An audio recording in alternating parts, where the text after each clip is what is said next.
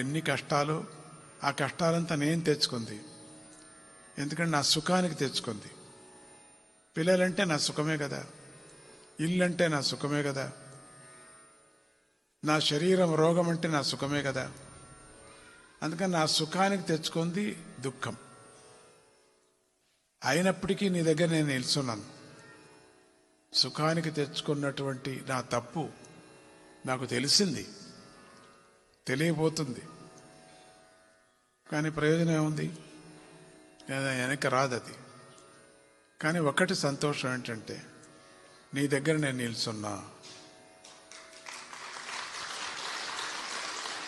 ఈ క్షణము, ఈ ఒక గడి నాకెంతో పుణ్యాన్ని తెచ్చింది.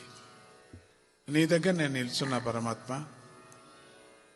నేను ఇట్లా నిల్చున్నా, నేను ఇట్లా నమస్కారం చేయగలుగుతున్నా, నా కంటితో నేను చూస్తున్నా. ఎంతోమంది అది లేఖను దాటిపోయారు. నన్ను దాటించుకోకుండా నన్ను ఇట్లా పెట్టుకున్నావు అని ఆనంద బాష్పాలు రాల్చాల, కానీ దుఃఖపడకూడదు. నాకు ఇట్లా చేశావే అనకూడదు. ఎవరు చేశారు? నువ్వు గతి చేసుకున్నావు. నువ్వు యోచన చేయి, తప్పెవరిదని నీకే తెలుస్తుంది. పరమాత్ముడిది కాదు, నీది.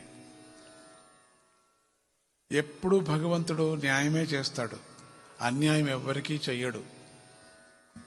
అన్యాయం అంతా ఎవరు చేసుకున్నామండి? చెప్పండి, ఎవరు చేసుకున్నాం? గట్టిగా చెప్పండి, మనమే. సిగ్గు లేకుండా చెప్పండి, మనమే.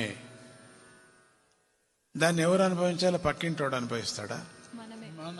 గురువు గారు అనుభవిస్తారా? మరి ఎవరు అనుభవిస్తారు? మనమే. దానికి ఏం అడగాల? పరమాత్ముడిని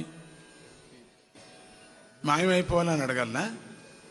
మాయమైపోతే ఎవరు తీసుకుంటారు?